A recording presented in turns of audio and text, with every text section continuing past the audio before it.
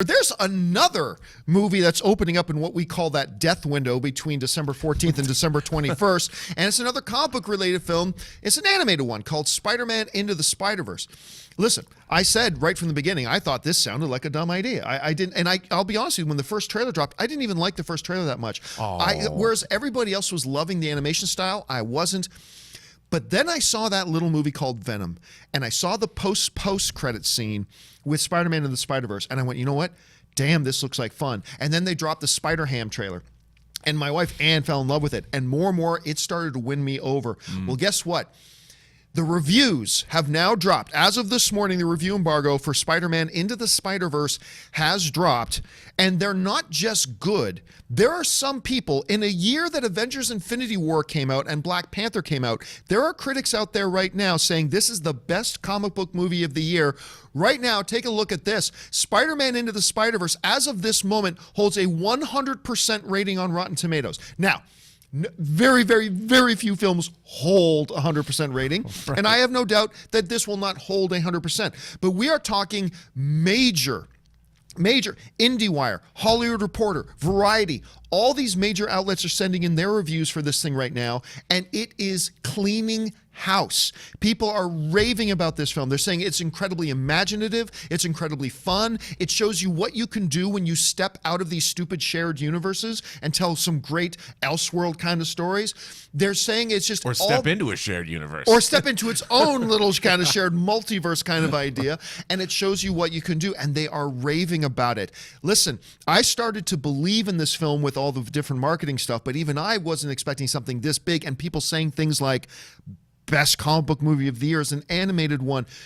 First of all, what have your expectations been for this Spider-Man and the Spider-Verse, and what do you think about these reactions and reviews we're hearing for it? Well, I had a different feeling than you did. When I first saw the animation style, I was blown away. I felt about this film the same way I felt about Akira back in 1988 when I first saw it. Right. The use of light, the way they animated light in urban environments, Akira was sort of groundbreaking in that respect. And when I saw the animation style, I was kind of gaga for it. And I've never really understood why Hollywood, we've seen great DC universe animated films, but they're done, on TV budgets, essentially. I've never understood, why don't they do huge, big budget animated films? Why don't they do great animation films of science fiction classics? If this movie is successful, and it's going to be huge, let's face it, this could open up a whole new realm of comic book movies or science fiction films or fantasy films that we wouldn't get otherwise, because it's a lot easier to do these films in animation than it is to do them like Peter Jackson shooting all 3 Lord of the Rings movies, which is a huge risk.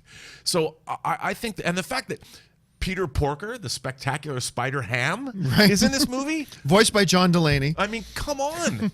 I've always said we live in very interesting times. We do. Wondrous times. To be a geek this year especially, who would have thought we would get Infinity War, Black Panther, Spider-Man Into the Spider-Verse, and Aquaman in 1 year?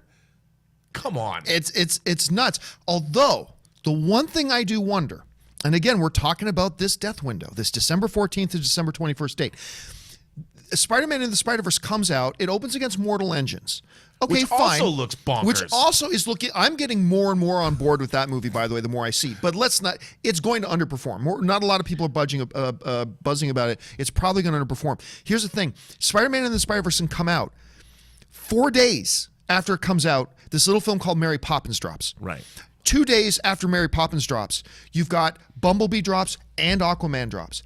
I do wonder, let's put the quality of the film aside for a second, because we're all agreeing it's looking great, and now the reviews are sounding spectacular. Yeah. No pun intended. They're sounding spectacular. But I do wonder what kind of financial success it can enjoy when it is running into that type of competition. And we haven't even talked about, Once Upon a Deadpool, and we haven't even talked about the more adult stuff, whether it's a Welcome to Marwen or the comedies like Sherlock Holmes and Watson or all these other films coming out. I do wonder how well it's going to be able to do.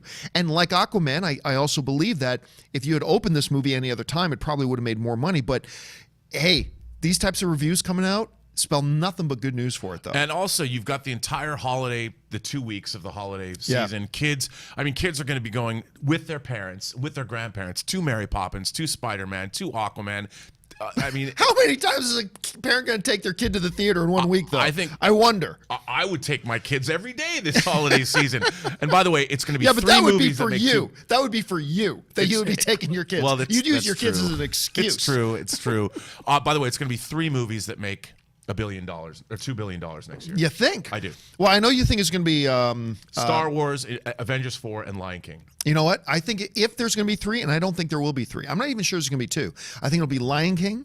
I think it'll be Avengers 4, and I think it could be Toy Story 4. Not episode 9? I don't think episode 9 is going to pull in $2 billion. No. All right. I know.